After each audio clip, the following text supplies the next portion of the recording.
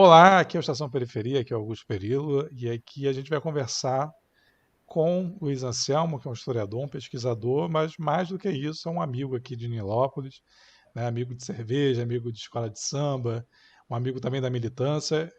A gente vai trocar uma ideia aqui sobre a família Beija-Flor. Eu queria que o Luiz já se apresentasse, falasse um pouco dessa pesquisa dele e agradecer, obviamente, a participação do Luiz aqui, que vai contribuir bastante com o debate sobre a família, sobre Nilópolis, sobre identidade, sobre samba. Luiz, obrigado, viu? Eu que agradeço, Augusto. É um prazer estar participando dessa conversa aqui no teu canal, né? Eu sou um ouvinte. Durante a pandemia acompanhei muita coisa e depois também, né? Então, essa oportunidade, né? Eu acho que vai reaquecer, assim, o meu envolvimento, né? Com esse trabalho e tal. E eu espero que possa despertar interesse aí no público que acompanha o teu trabalho, né? Eu sei que tem gente muito boa da universidade, da militância, da rua, né? Você é um cara bem articulado para caramba, então espero que essa conversa seja bacana para os nilopolitanos, né? E também para quem vivencia mesmo, né? O universo das escolas de samba. Luiz, como é que você começou a pesquisar? O que, que te provocou a pesquisar a família Beija-Flor, enfim, a escola de samba, né? E assim, quais os caminhos metodológicos que você escolheu? Porque você poderia seguir vários caminhos, porque o tema tem uma profundidade, né, absurda. Mas você escolheu um caminho, por que que você escolheu esses caminhos? Quais caminhos você escolheu e o que te provocou a fazer isso? Olha, de antemão, eu falo que não foi por influência familiar, não, tá? Muitas pessoas atualmente que se debruçam, né, sobre temas como samba, a capoeira, a religião afro-brasileira, né, tem sido pessoas assim que agora estão vindo desse universo, né, e estão de maneira muito interessante, né, trabalhando essa experiência para produzir, né, pesquisa acadêmica e por aí vai. Né? Eu sou de uma família de nordestinos, paraibanos, que veio para Nilópolis na década de 70, né?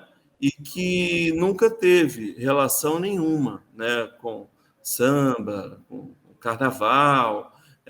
Tem o fato também da minha família ser católica e tal, né?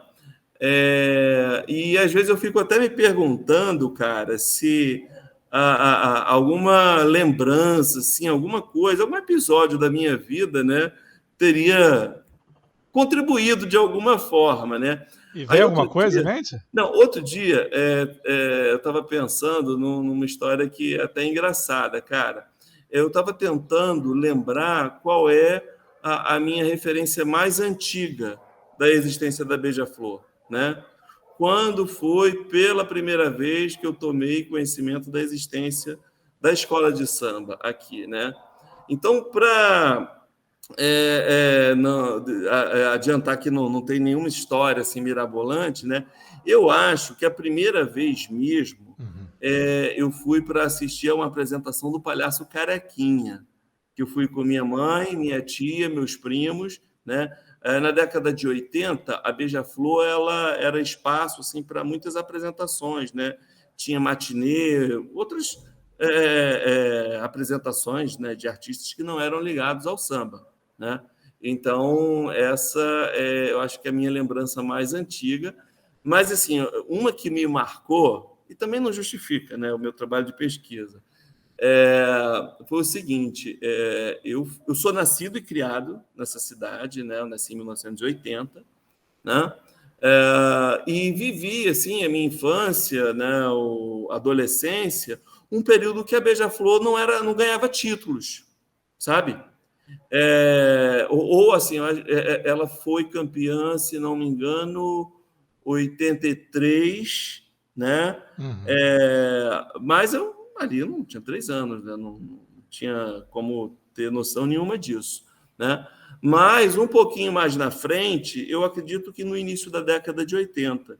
Eu vivia na rua aqui, né, cara, brincando, passava o dia todo na rua, só ia para casa e escola, aquela coisa, né? E na rua do meu tio, que é aqui do lado da minha, né, uma vez eu passei lá, aí tinha uma criançada brincando na rua, e a filha de um senhor que era um comerciante, que se candidatou também a vereador, algumas vezes tem uns episódios engraçados em relação a ele. Eu passei na rua e estava aquela garotada, aí a filha dele falou assim: olha, estão dizendo aí que se a Beija-Flor for campeã, vai ser uma semana de feriado em Nilópolis. E, cara, aquilo ficou na minha Irresistível, né? cabeça, porque assim, você sabe que antigamente as aulas elas só começavam mesmo depois do carnaval, início de março, né? E, poxa, isso ficou na minha cabeça. Eu falei, que se essa escola de samba for campeã, eu não vou para a escola? Então, isso foi uma coisa que me marcou muito naquela época. Eu fiquei com essa expectativa há anos e anos, né? De que a Beija-Flor seria campeã, teria feriado em Nilópolis e eu não ia assistir a Aham. aula. Olha que beleza, né?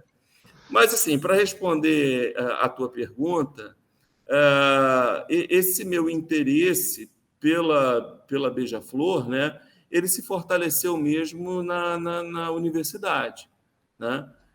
A gente que é nascido e criado aqui percebe, né, muito facilmente o poder, né, a influência que essas duas famílias de origem libanesa, os Abraão e os Cecim, exercem, né, na localidade há décadas, né?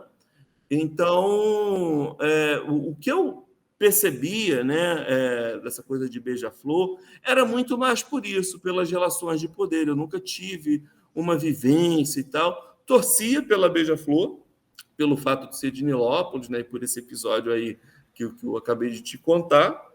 Mas, assim, a minha família não tinha envolvimento nenhum, sabe? Era aquela coisa mesmo de torcer pela Beija-Flor e ser contra a Mangueira, que antigamente tinha essa década de Sim. 90, né, início da década de 90. A polaridade, acho que era muito essa, pelo menos aqui eu lembro aqui do pessoal, todo Tem mundo... gritos históricos, né? Quando a Beija-Flor tirava 9 ou quando a Mangueira tirava uma nota ruim. Tem gritos históricos, uma ofendendo a outra, né? Ali na... Ô, É, Luiz, sem querer te atrapalhar, mas é porque você falou uma coisa que eu achei muito interessante, principalmente para quem está ouvindo. Assim. Você acredita que é um erro metodológico ou um erro de percepção de colocar Abraão, Davi e Cecim no mesmo balaio? Ou seja, tem uma diferença entre essas duas famílias na constituição do que é a Beija-Flor, na constituição da influência deles dois? Porque olhando de fora, acho que muita gente acha que inclusive é a mesma coisa, né? Abraão, Davi e Cecim. Mas são duas famílias. Há uma diferença? Como é que é essa relação? tem uma experiência comum de imigração, né? Porque eles não são parentes diretos. Mas essa experiência, né, ela aproxima, né, pessoas que às vezes não têm laços de sangue, mas que são conterrâneos ou são parentes distantes, né? E essa história de imigração libanesa, né, aqui para a Baixada, ela é interessante, né? Assim, a gente nunca teve uma colônia, digamos assim, né, de imigrantes libaneses, como foi o caso dos judeus, né, de Nilópolis, tá? Mas o que eu pude identificar é que aqui, né, em Nova Iguaçu, São João também, se estabeleceram um conjunto de famílias, né? Talvez menos de 10 famílias, assim, né, em função dos patriarcas, né, das matriarcas, e alguns se aproximaram mais, né? E todos, de certa forma, se conhecem, né? Mas a história desse projeto de poder aqui, ela se dá, né, com a constituição de um elo, né? Porque assim existem outras famílias, né, que se estabeleceram aqui, mas que não entraram nesse barco da política, né? Mas que sempre tiveram ligação, né, com os Abraão, com os Cecim, né? E uma relação normal de mesma experiência, né, de mesma origem, né, como imigrante. Outras famílias, né, tiveram uma certa proximidade, né, nessa coisa de influência política, mas no passado, né, e depois isso foi se enfraquecendo, e o elo mais forte sempre foi, né, desses dois ramos, os Abraão, né, e os Cecim. E aí eles têm assim, uma experiência familiar, né, esses núcleos, eles têm uma experiência familiar diferenciada também. Para te adiantar, né, por exemplo, a conexão com a escola de samba, né, é uma coisa que vem muito mais dos Abraão. Né? Na verdade, vem deles, com a escola de samba e jogo do bicho. Né? E os Cecim, né, eu escrevo isso, né, no trabalho lá, na família Beija-Flor. Eles tiveram uma melhor escolaridade, né? E se formaram, né, como profissionais liberais, médicos e tal. Os Abraão, né, os mais velhos, não chegaram, né, a esse patamar de formação. E os Cecim, eles tiveram, na verdade, mais ligação com clubes de futebol, os clubes de futebol de várzea e tal, os clubes, né, os times de várzea e os clubes. A gente tem registro disso, né? E todo mundo era envolvido, né? Mas eles, alguns foram médicos, né, de clubes aqui da região, tá? Jogavam também, né? Dizem que o Simão batia uma bola redondinha, assim, né? Mas na juventude, né? E eles que ingressaram primeiramente na política institucional, né? Então, esse elo, cada um vai seguindo o seu caminho e estabelecendo, né, essas alianças, essas conexões para construir, né, esse esquema de poder que ele é muito diversificado, né, nas suas áreas de atuação, né, tem mais de uma família, assim, em termos de parentesco, né? Tem mais de uma família envolvida, e eles também nunca foram absolutamente fechados, não é uma coisa clânica, você está me entendendo? E aí eu acho que o meu trabalho, né? Eu acho que, em primeiro lugar, me ajudou a entender isso, né? E espero que as pessoas que tenham lido tenham podido compreender, né? Mas como assim eles não eram fechados, assim, para quem está ouvindo? Eu digo politicamente, né, Augusto? Ao longo dos tempos, eles vão compondo com figuras que surgem aqui, né? Eles vão cooptando, né, possíveis lideranças fora do núcleo familiar, né? Eles vão recompondo essas alianças, né? Uhum. Isso através dos tempos. Eles têm apoiadores que não são, né, pessoas muito antigas, né, ligadas a eles, né, na política, outras famílias nilopolitanas, digamos assim, né, que são ligadas a eles, algumas que se afastaram e outras novas que foram se incorporando. A gente está falando, cara, de um esquema de poder que vem do final da década de 50. Tem Uhum. noção? Olha aí quanto tempo. Uhum. Basicamente a década de 60, mas é muito tempo. Então, tem muita gente aí dessas duas famílias que já morreu, né? Tem herdeiros políticos já, tem novos fenômenos nas relações de poder da Baixada, né? E também a gente tem que considerar a trajetória deles, que a coisa foi muito além de um esquema de poder local, né? Então, é um troço, às vezes, até difícil de falar. Eu peço desculpa aí para quem está acompanhando, Não, se pô, eu que não estou sendo isso. muito claro, porque são várias linhas aí, né, de Uhum. atuação desses caras, são vários personagens, né, diferentes instituições envolvidas, né? Então Eu é sinto bem aqui, ô confuso Luiz, mesmo. que a gente vai ter que seguir dois caminhos, assim, até para compreender. Embora estejam intimamente ligados, mas eu acho que tem dois caminhos, assim, para tornar mais didática a nossa conversa, que é o caminho samba e bicho, talvez, esse jogo do bicho, e um caminho política, e, enfim, política institucional, essa influência. Tem um fenômeno que acontece. Fala, pode falar. Não, não conclui aí a tua Não, pergunta. tem um fenômeno que acontece que é essa entrada dos bicheiros nas escolas de samba, né? E eu tô falando bicheiro, tá, com uma tranquilidade, porque o Gabriel, inclusive, deu uma entrevista, o Gabriel Davi, dizendo: sou filho de bicheiro. Então tá legalizado dizer que Anísio é bicheiro, se o filho falou publicamente. Então, assim, há uma entrada de bicheiros no mundo do samba, nas escolas de samba e tal. Só que, assim, tem uma dimensão que é utilizar, né, essa escola, você pode falar sobre isso, para ter prestígio social, mas tem uma dimensão também que é abraçar a cultura, né, de ter um respaldo também da comunidade, né, o Anísio, né, reza a lenda que ele sabe os sambas de cabeça, todos, é um cara que, né, foi praticante, eu não sei se mas foi praticante há algum tempo de religião de matriz africana, tal, teve esse apoio também da comunidade. Eu queria que você falasse dessa relação, assim, de óbvio que tem uma relação muito pragmática, no sentido de ter respaldo social, mas tem um outro também que é investir numa cultura. A gente já conversou antes, né, sobre essas Eu dimensões estou todas. municiado, eu estou municiado. Mas pensando melhor, Augusto, e isso é o que uma amiga, né, que me ajudou muito, é uma antropóloga, ela ressaltava, né? Ela também era uma pessoa profundamente ligada, né, ao imaginário da Beija-Flor e tal, né?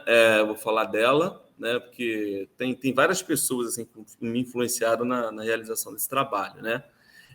Mas ela falava assim, olha, no caso da família Beija-Flor, não dá para separar nada disso. Não dá para separar nada, entendeu? Agora, jogo do bicho é uma coisa, né? Tem uma origem que é anterior às escolas de samba, já fez 100 anos, né? E o que acontece? A política, né, institucional, ela sempre, né, teve presente, né, e assim, o carnaval, né, aí já é uma outra dimensão também. E ao longo do século XX, cara, essas coisas vão se cruzando, né? Elas vão interagindo, né?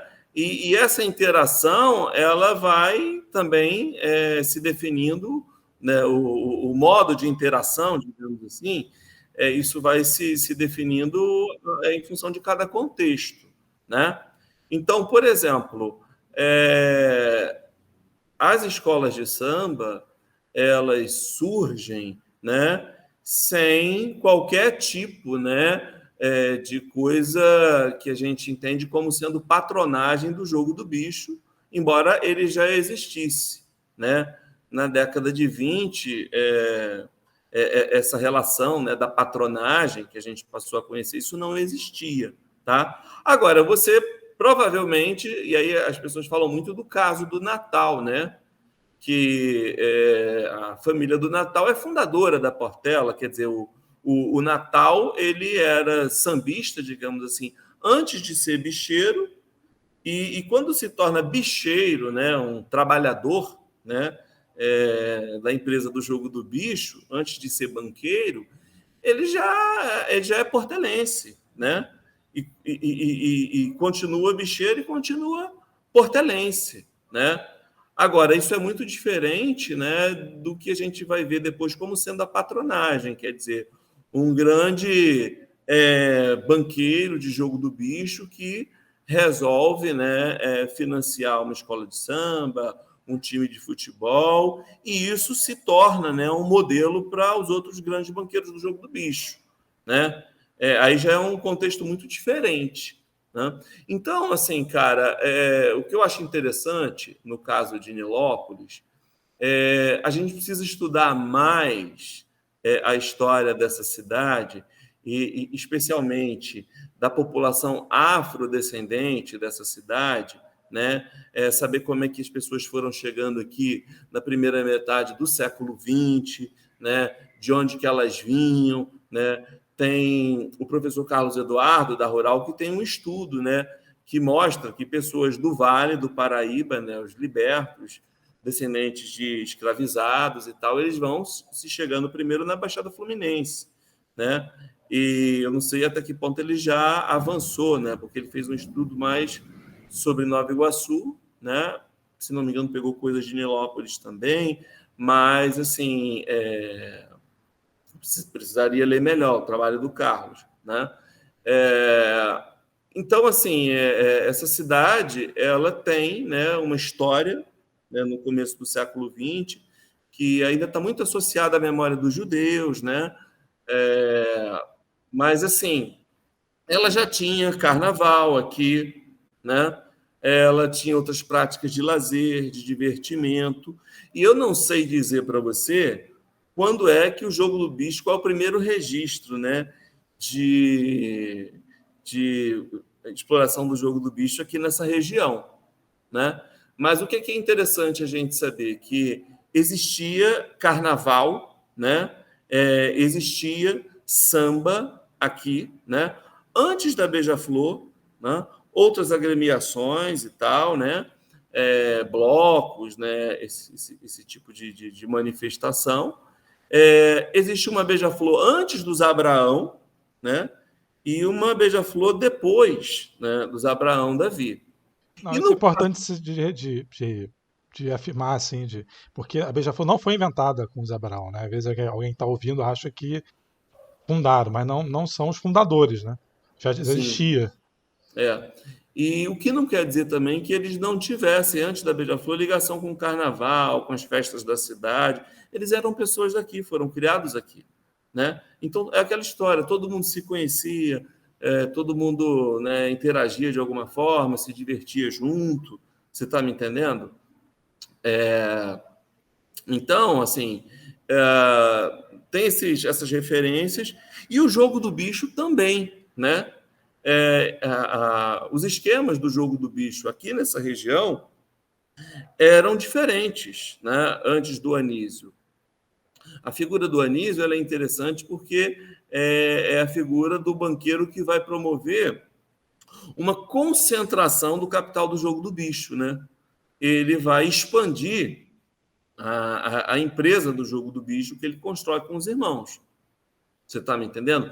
Mas antes do Anísio existiram, né, pequenos banqueiros e a gente tem referências dos nomes deles, né?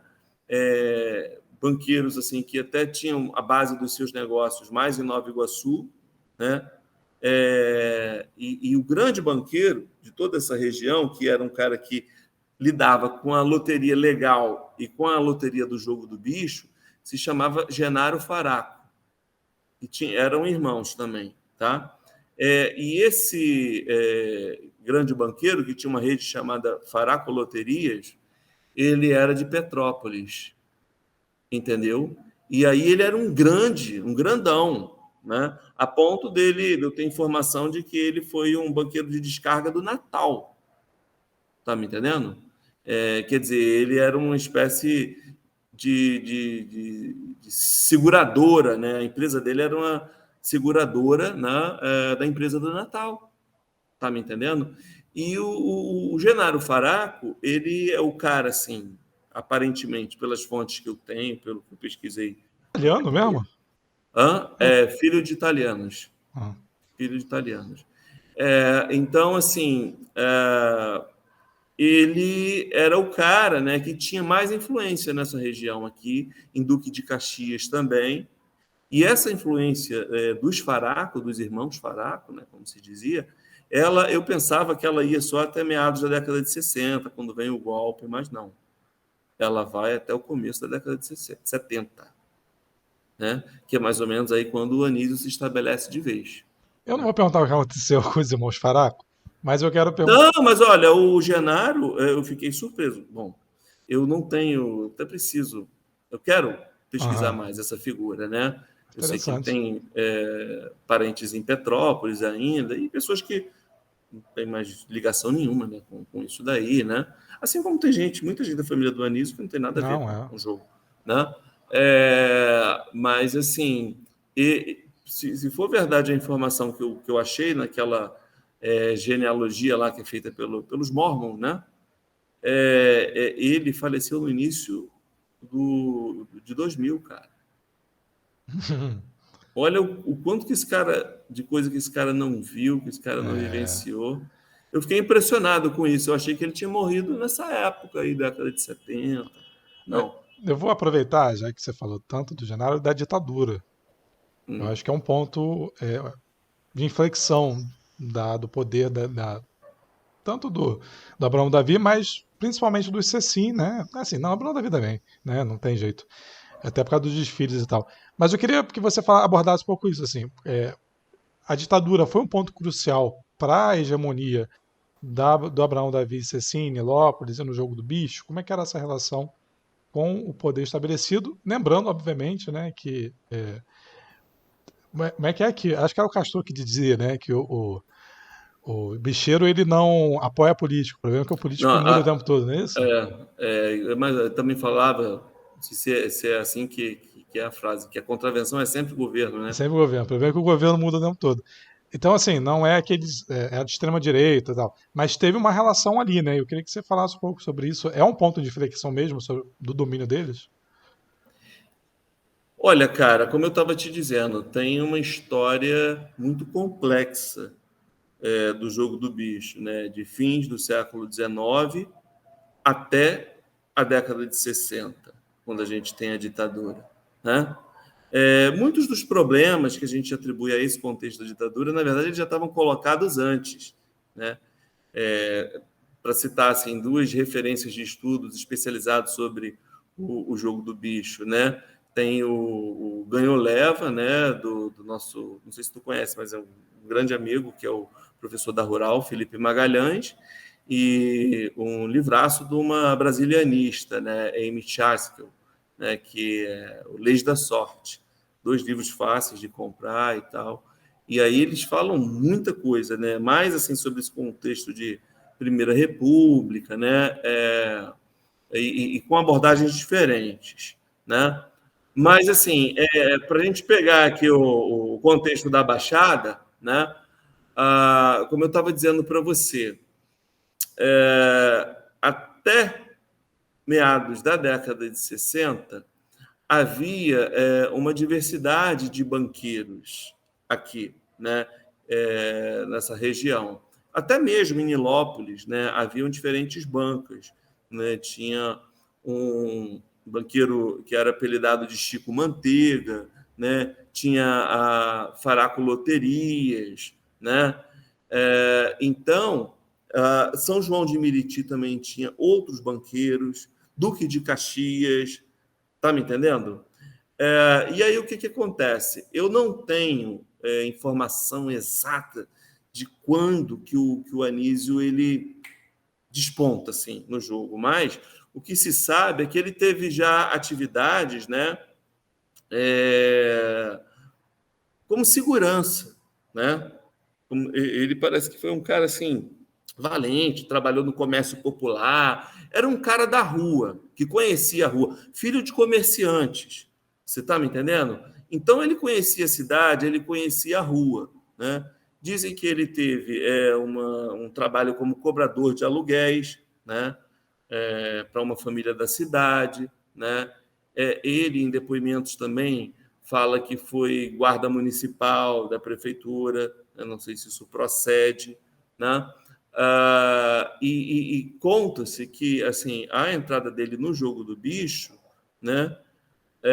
Aí a gente também não tem como comprovar, tá, Augusto? Mas tem a ver com a ligação dele com outras atividades ilícitas, né? Não vou citar porque não tenho uma comprovação disso, tá?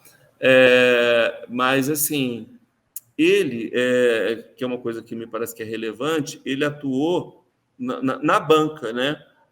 De uma pessoa aqui de Nilópolis, né? Se chamava Seu Ângelo, que parece que tinha até relações familiares com ele, e parece que o ponto de partida dele, né, é quando ele começa, de certa forma, né, a se apoderar, né, do esquema desse Seu Ângelo. Né? E aí vai se expandindo. O que acontece de interessante com o Anísio? Né? Eu falei para você que os CECIM, eles se tornaram profissionais liberais e tal.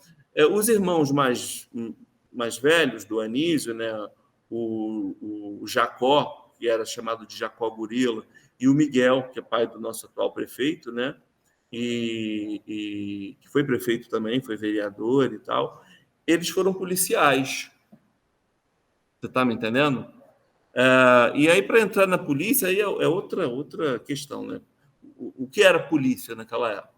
Né? De toda forma, eles estavam, né, como agentes do Isso em que Estado. década, Luiz? Eles foram policiais em que década? Lembra? Olha, 60, eu 70? acho que já década de 50, né, entrando Aham, para 60, beleza. tá? Então, assim, o Anísio, né, ele está no meio, você está me entendendo? Ele está no ramo. E aí as conexões dele, né, o apoio familiar de irmãos policiais, depois primos políticos, né, e que eram pessoas influentes na sociedade, na cidade, como médicos, como professores e tal, tudo isso vai meio que respaldando, né, esse estabelecimento dele. Agora, o jogo do bicho, cara, ele tem uma dinâmica diferente da escola de samba, que é onde eu quero chegar. Eles nunca tomaram a escola de samba. Eles chegaram numa condição de legitimidade, tá? Depois eles se estabelecem, passam a ser vistos como donos mesmo, né? Mas a primeira chegada a chegada, digamos assim, não foi nada disso. Diferente do jogo. A expansão do jogo, né, é uma coisa que envolve negociação, né, capacidade de articulação, de administração e força. E aí eu estou usando esse termo genérico, né, porque entra um monte de práticas aí, né? Conexões com agentes do Estado, né, com políticos e por aí vai. Né? Então, o que acontece? Eu, tentando fazer pesquisa em jornais, começo de 64, cara, eu não acho ainda nenhuma referência assim, do Anísio como uma figura pública, sendo banqueiro, ou melhor, sendo bicheiro. Tá? Eu já achei referência dele assim, envolvido em casos policiais, briga, você está me entendendo? Gente perseguindo, acusando ele de outras práticas ilícitas, mas ali em 64, ainda é só depois do golpe, assim, eu acho que mais para o final do ano é que você acha alguma referência. Então, me parece, né, que ele cresce como banqueiro do jogo do bicho, nesse período aí do pós-golpe, né? No mesmo ano, no ano do golpe, dali para frente. E início da década de 70, ele já é visto, 72, né? Ele já é reconhecido como o cara, um grande da Baixada, você está me entendendo? O cara que está crescendo na Baixada e que já tem um reconhecimento até mesmo de banqueiros do Rio, quer dizer, ele já está no hall, né? Ele já é reconhecido. Começo da década de 70. Então, você vê que é algo assim muito rápido, né? E tem muito a ver com esse contexto da ditadura. Quer dizer, os primos, né? O doutor Jorge Davi, antes do golpe, já era deputado, né? Pela UDN, depois ele vai para a Arena, né? Então, os CECIM, que eram profissionais liberais, e aí depois o doutor Jorge se torna, né, deputado, e tudo nessa época, década de 60, era a política do antigo Estado do Rio, né? Não do Estado da Guanabara. Então, era tudo em função de Niterói. Até a polícia, né, que investigava o jogo do bicho era a polícia de Niterói, não era a polícia da capital Rio de Janeiro. Entendeu? Então, cara, nesse recorte aí que ele, né, tem uma ascensão e a gente pode atribuir, né, várias razões, né, para isso. Eu, cara, sinceramente, assim, eu falei para você, eu olho os banqueiros do jogo do bicho como homens de negócios, né, como se fala lá no Poderoso Chefão, para dizer o seguinte: conhecendo, né, como a gente conhece o empresariado brasileiro, o grande empresariado brasileiro, tá? Eu não digo que os banqueiros do jogo do bicho, né, os banqueiros, né, das instituições, né, formais aí, os grandes donos das empresas de comunicação, eles não são nem melhores nem piores, eles são apenas diferentes, né?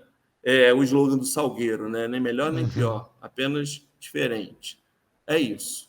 Você está me entendendo?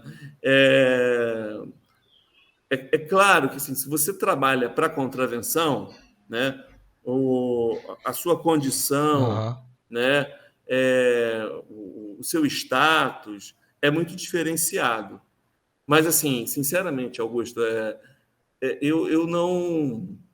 E assim, a gente sabendo que tem muita gente do povo que foi trabalhar na contravenção, que não tinha outra Uhum. alternativa e tal, porque a contravenção ela dá trabalho para um monte de gente, né? É um negócio, é uma empresa. Assim, eu não vejo um banqueiro de bicho como o Anísio, ele comete crimes, ele traz o mal, mas o que ele tenha feito de ruim, de negativo, eu acho que o doutor Roberto, entendeu? É muito pior do que o doutor Castor, do que o Anísio. Você está me entendendo? Se você for ver assim, o que as organizações Globo, né, já promoveram, né, para o retrocesso desse país, né, para perpetuar essas relações de poder perversas que a gente tem, né, num outro patamar, num outro nível.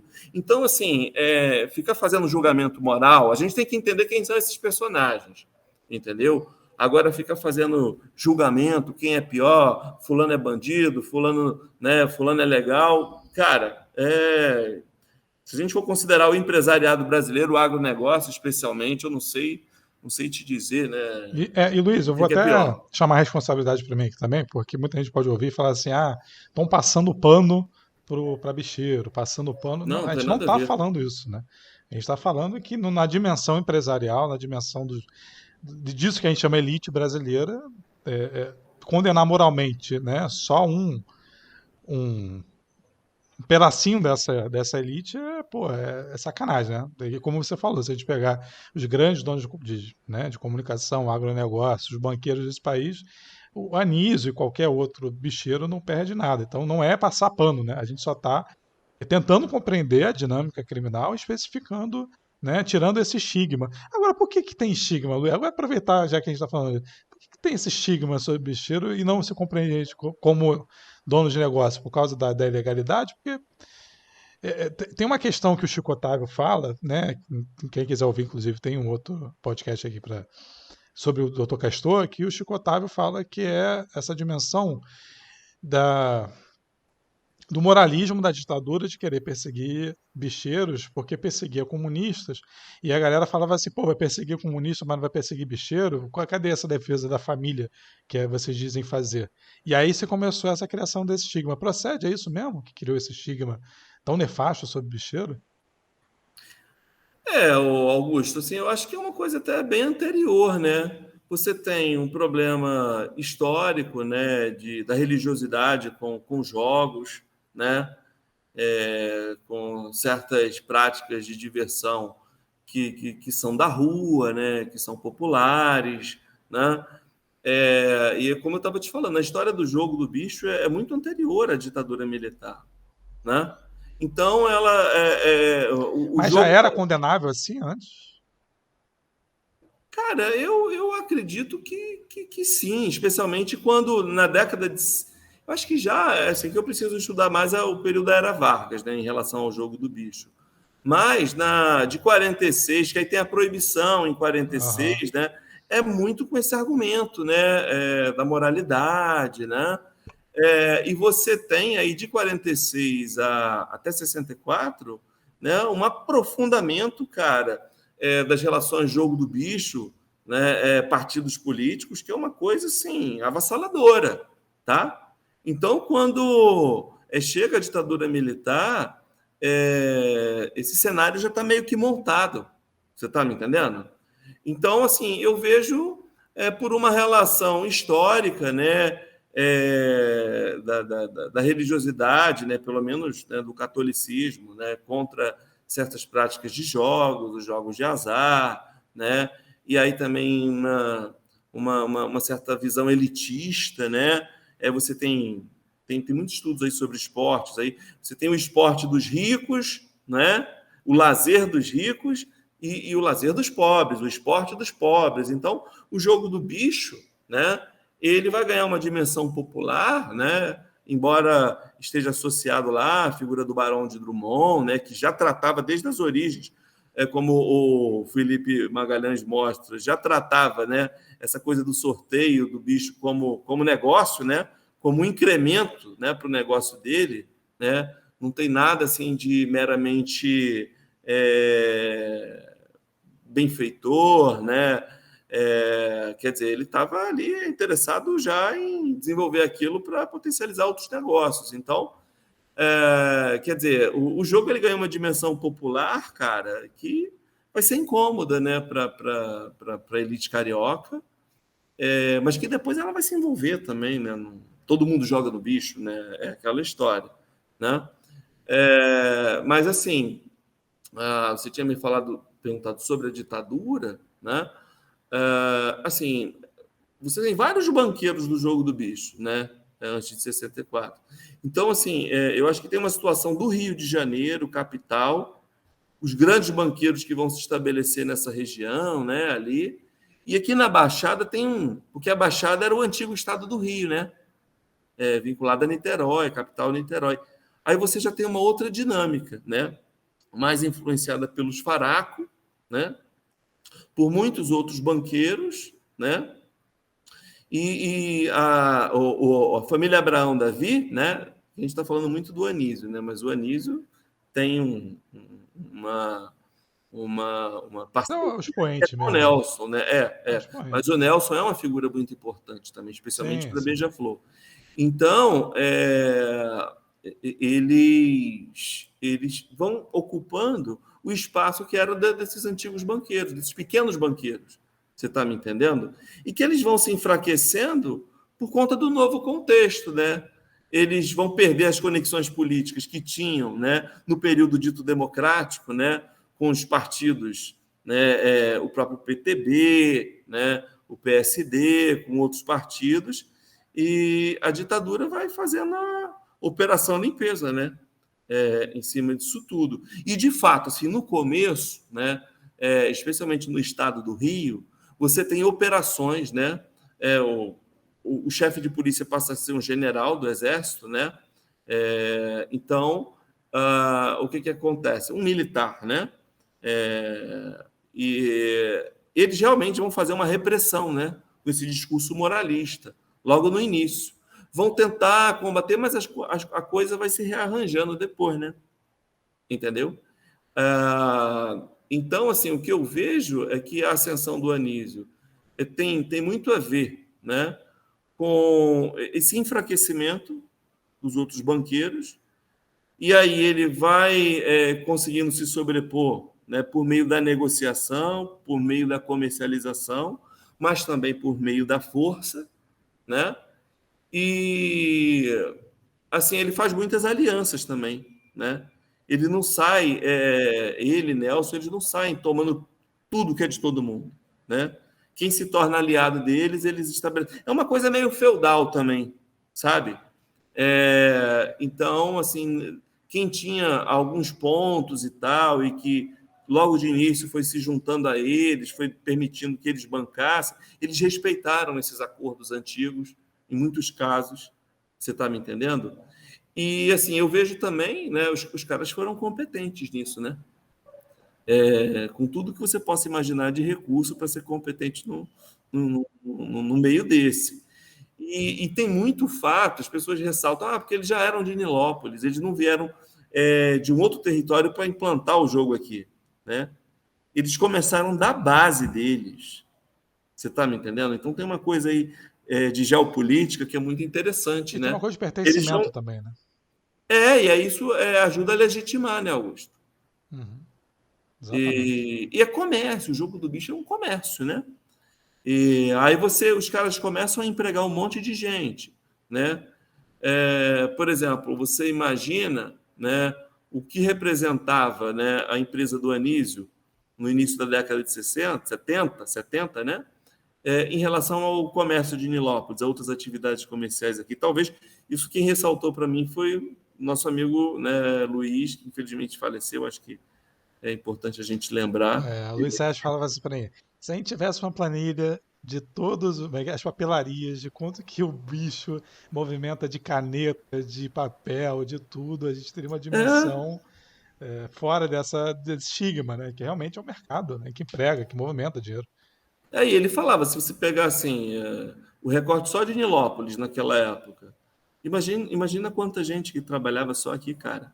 Ele Uhum, deveria empregar mais do que qualquer outro comerciante aqui, uhum, entendeu? E aí você tem, às vezes, né, teve umas acusações de envolvimento dele, do Nelson, com motéis e tráfico, são acusações que estão corações, ó. registradas em jornal, assim, as acusações, né? Uhum, É preciso que se diga isso, né? Mas, assim, você tem nota pública, cara, dos comerciantes, de associação de comerciantes, dizendo que não, que a gente conhece eles são daqui, uhum, né? Eles operam o jogo do bicho, mas eles não têm nenhum envolvimento com tráfico, não. Olha o respaldo desses caras, uhum. né? Na localidade. E aí eles vão se expandindo para o interior do estado do Rio, vão subir na serra, né? É esse movimento que os Abraão fazem, especialmente o Anísio, né? Luiz, a gente fez uma conversa de pauta no início e muita da coisa que a gente falou que a gente tinha que abordar, a gente não abordou. E a gente está chegando no Uhum. tempo já de. Num tempo assim limite e tal. Por exemplo, isso já é um convite já para você voltar aqui a gente falar de identidade, falar mais de samba.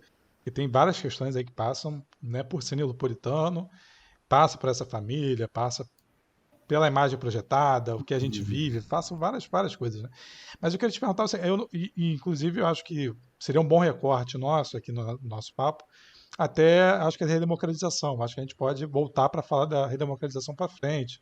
Seu trabalho, se não me engano, de mestrado, né, sobre, por exemplo, como é o financiamento da Beija-Flor, acho que é algo fundamental para a gente debater carnaval. Então, enfim, tem uma série de coisas que a gente pode debater. Mas eu queria te perguntar o seguinte: qual o diferencial, né, a partir dessa toda essa pesquisa que você fez, da família Beija-Flor? Assim? O que, que ela se diferencia dos demais bicheiros? De quem atuou nessa prática, nesse momento histórico que a gente está falando até hoje? Qual é o grande diferencial da família Beija-Flor, Abraão, Davi e Cecim? Olha, vamos por partes, né? Eu acredito que depois do Natal da Portela, talvez depois do Osmar Valença, né? Os banqueiros do jogo do bicho, né, que tiveram, assim, o Osmar nem tanto, mas vamos falar do Natal, né? Os banqueiros de jogo do bicho que tiveram um mergulho mesmo, né, na escola de samba foram o Nelson e o Anísio. Você está me entendendo? E aí eu acho que abre para a gente falar um pouco, né, da relação deles com a escola de samba.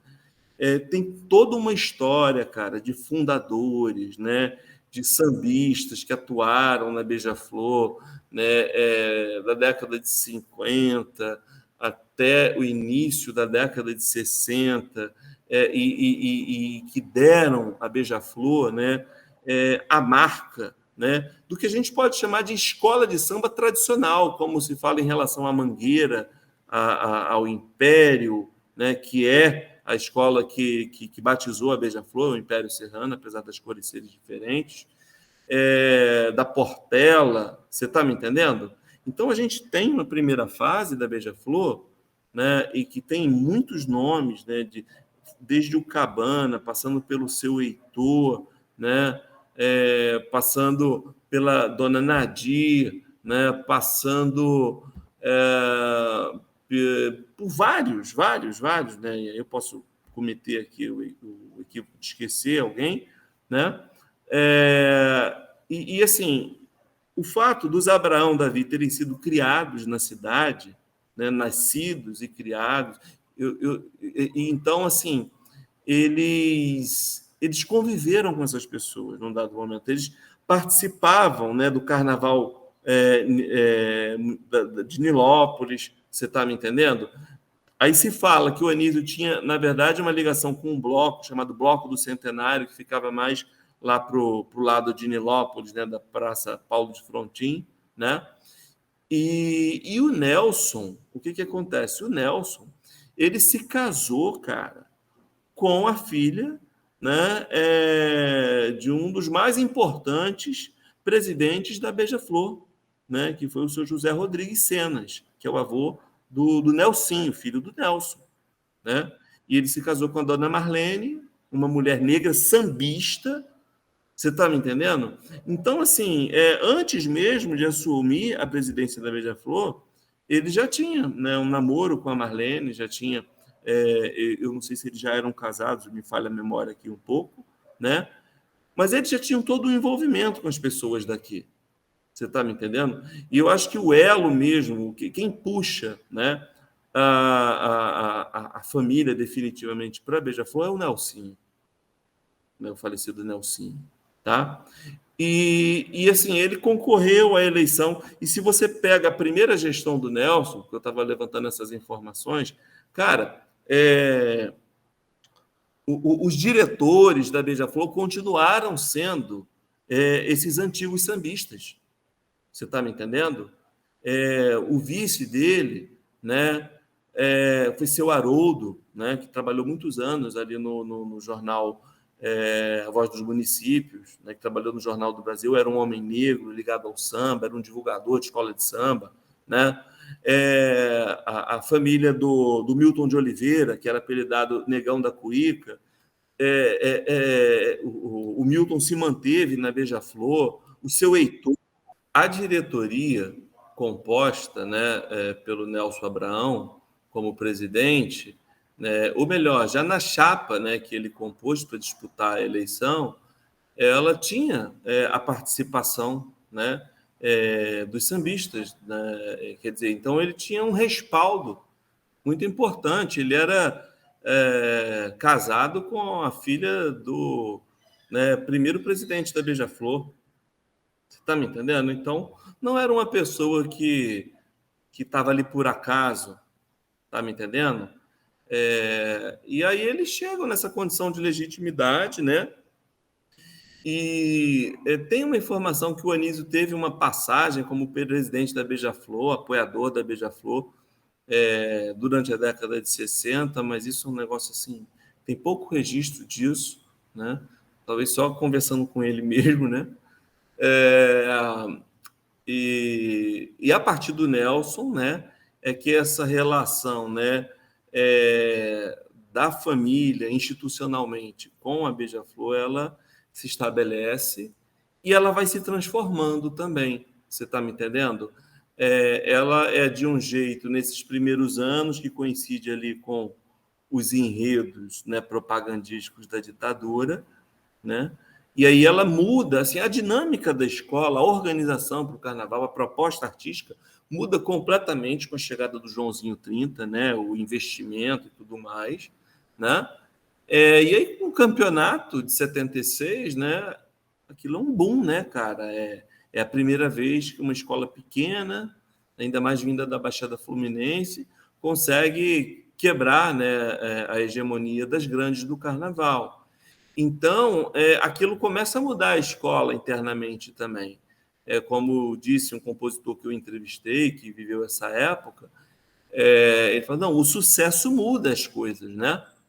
Então, a partir dali, a produção do Carnaval da Beija-Flor vai ganhando uma outra dimensão, ela passa a ter uma outra estética, você está me entendendo? E ela vai, a partir de então, se consolidar como uma escola de carnaval, mais voltada para o carnaval e desligada do conjunto da cultura do samba, né? Desligada não totalmente, é lógico que não, mas do que seria, né, a forma de organização da Beija-Flor antes da chegada do Joãozinho, né? Que essa coisa dos sambas, né, de quadra, né, das rodas de samba, da escola ser um espaço mesmo para a realização de atividades comunitárias, quer dizer que o conjunto da escola tem uma entrada mais livre naquele espaço, depois ela vai mudando, né? E a assim, preocupação central vai ser o carnaval.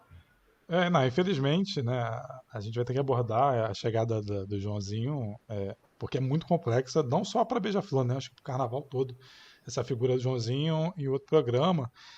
Mas eu acho que também é interessante pensar, né, que a Beija-Flor fez desfiles para a ditadura, mas em 2003 botou um Lula gigante fechando o desfile, né?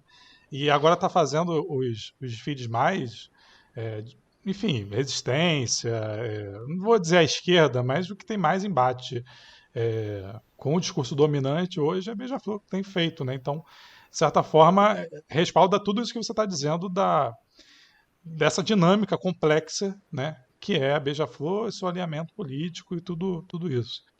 Luiz, eu vou ter que, infelizmente, encerrar a pesquisa. Eu queria te perguntar, a entrevista, eu queria te perguntar se tem alguma coisa que você queria ter falado e eu não perguntei, assim.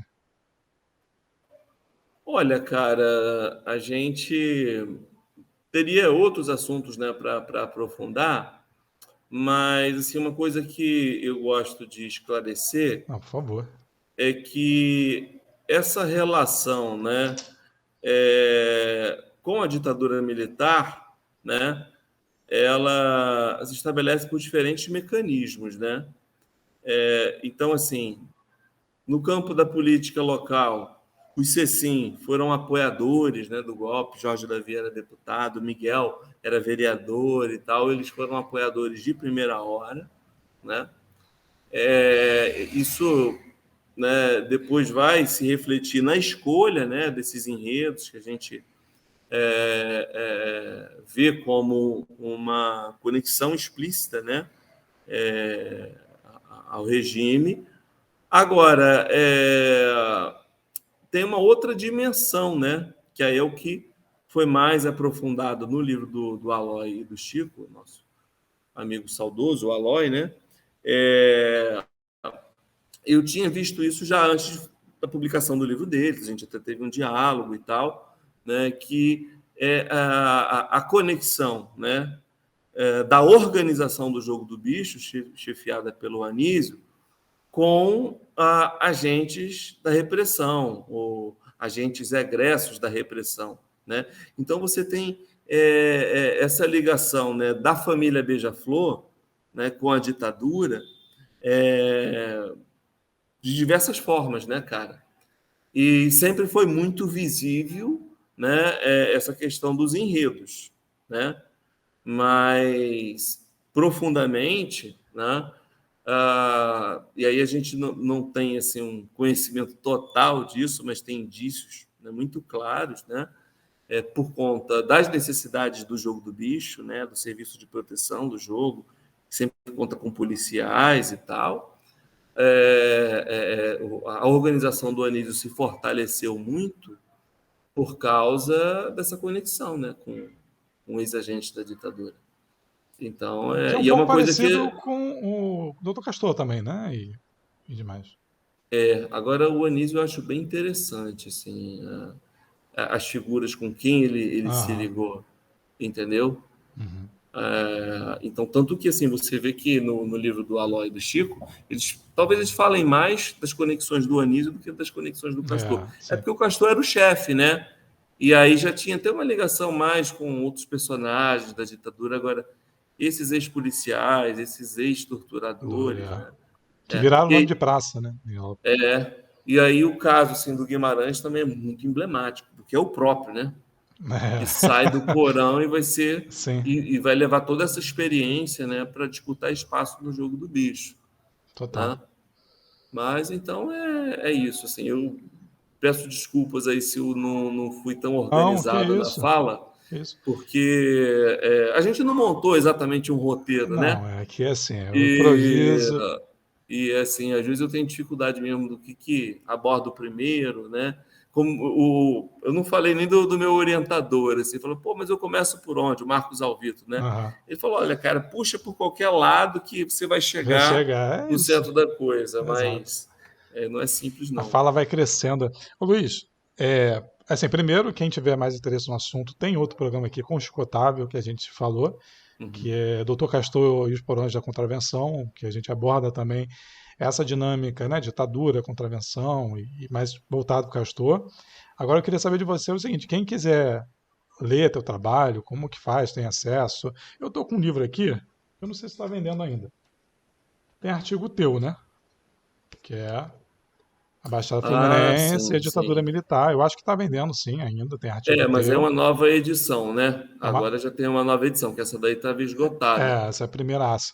Tem até um autógrafo seu, diga-se de passagem. É, vocês foram lá no É, lançamento, você e o Renan, nosso amigo.